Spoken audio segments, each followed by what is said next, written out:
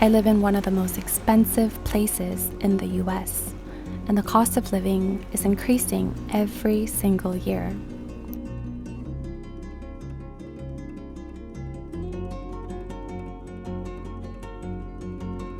Throughout the years, I've had to make adjustments and learned how to manage my finances in order to create and sustain a life here in paradise.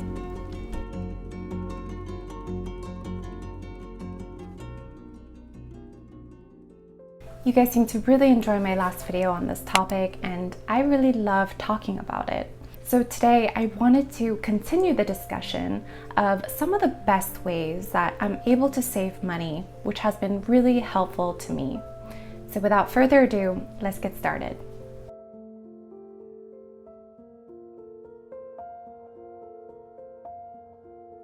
Naturally, I think putting away money and saving is a great habit. But if we have already put enough for our emergency fund, I think the best next step would be to invest our money. And that's because due to inflation, which can be around 2 to 4% in the US annually, the money that's just sitting in our account is actually losing value if it's not increasing with the rising costs. There are so many different ways to invest, and you really don't need a lot to start with. And now we have so many free resources to learn how we can start investing in stocks, bonds, retirement accounts, real estate, just to name a few things. But also we can invest in ourselves, in our education, in our health, and our overall well-being, which can provide a life-changing return. Saving is great, but ultimately money is just a tool.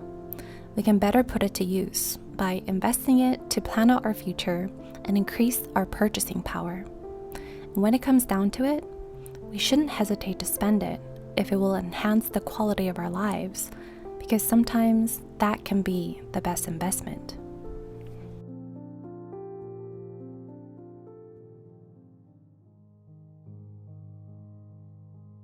When someone tries to propose a deal or an offer, I always try to see it as the start of a negotiation. And really, I do this for everything: rent, my phone bill, my car insurance, my starting salary, of course, and even my medical bills. And sometimes I'll just ask upfront for a reduced price, but other times I will offer either my services or my time in order for a reduced price. And it can be a win-win situation. For example, in San Diego, I offered my landlord to water his garden and also to clean the communal laundry room once a week in order for reduced rent, and he gladly accepted it. Now, of course, there's no guarantee that this will work 100% of the time, but I always think to myself, the worst that they can say is no. And even if they don't accept my proposal, we'll usually go back and forth and land on an agreement where we can both be really happy.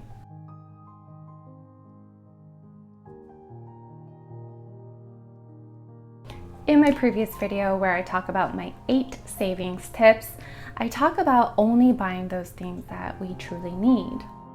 And we hear this all the time. We talk about a need versus a want. But I feel like we can blur the lines between the two if we're not truly sure where the sense of need is coming from. For example, for me, I wanted to buy this camera bag that is a little bit more upgraded and had this specific feature that I really liked. But this need was coming from a place of impulse and excess. With this logic, it can be really easy to kind of justify every single purchase that we make. So even before we get to that decision-making process, I feel that it's right and also the first step to assess where this sense of need is coming from. I got into the habit of asking myself, is this vital to my well-being? Is this something I need for my day-to-day routine? Is this purchase out of my own insecurity or something that the media is pushing me to buy? And if I didn't buy this, what's the worst that could happen? These questions have been helpful to prioritize what is essential from the rest of my purchases.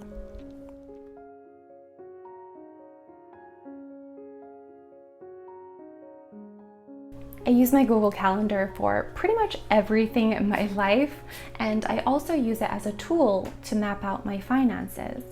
It's really easy to just log in reoccurring bills like my credit card bills or my utilities and set a reminder for myself so that I'm never late. And also, if I know something like a big expense is coming up, for example, my car registration or an annual vet visit, then I set a reminder for myself so that I can be better prepared to pay those big expenses. This way, I'm never wasting my money on things like penalty fees or interest, which can add up over time. Personal finance is all about planning out and prioritizing the money that we have. And it's crucial that we find the right tools to help us make the process a little bit easier.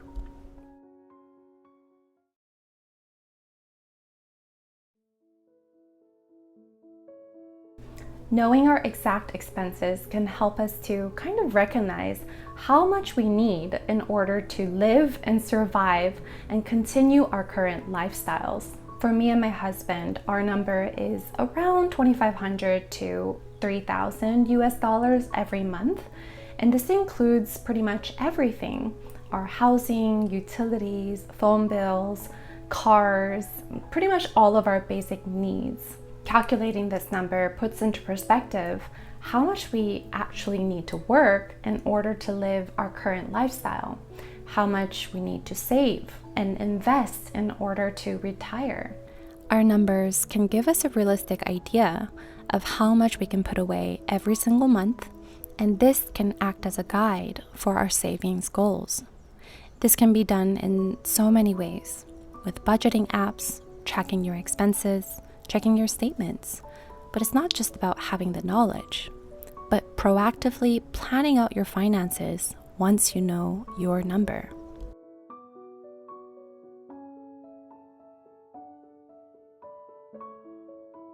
Taking that extra time to research all the different resources in our community, it can help us to save a lot of money, but it can also help us to reach our financial goals a lot faster.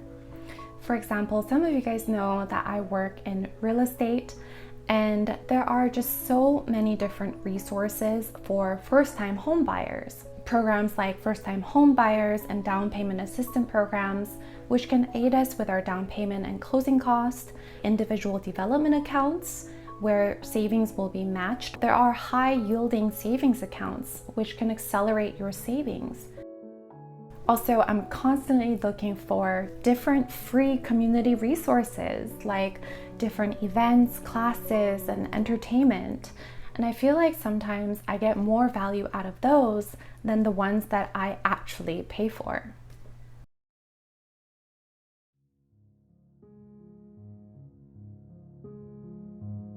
I only use credit cards for every single one of my purchases because I can get up to 2% back for every dollar that I spend, and I can redeem it for cash back, miles, and other points, and this saves me so much money.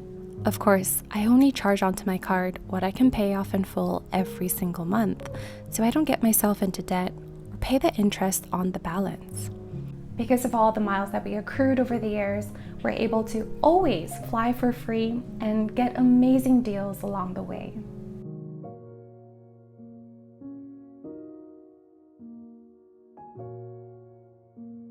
Financial advice has always centered around the individual. What can I do to save, and how can I grow my wealth? But what if we can help each other? My parents have dedicated so many of their years to support me and my sister. And I know that when they retire, that I want to return the favor back to them and support them.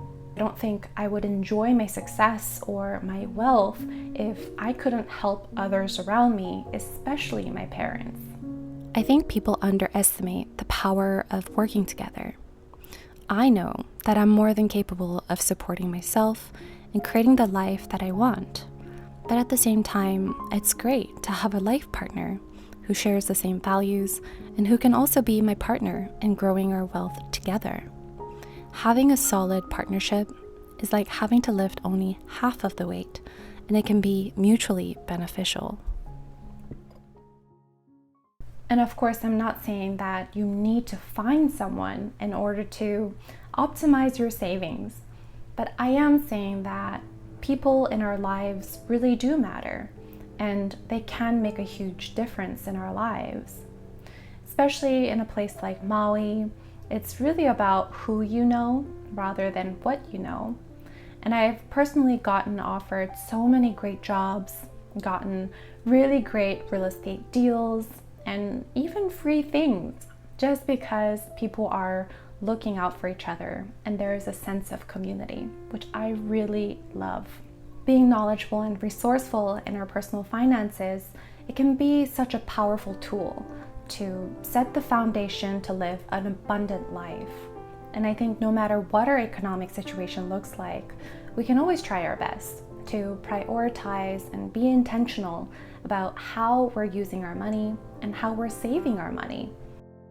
Thank you guys so much for watching today's video. I hope you enjoyed it. And please let me know in the comments below if you have any helpful savings tips that you would like to share. I'm sure that we could all benefit from it.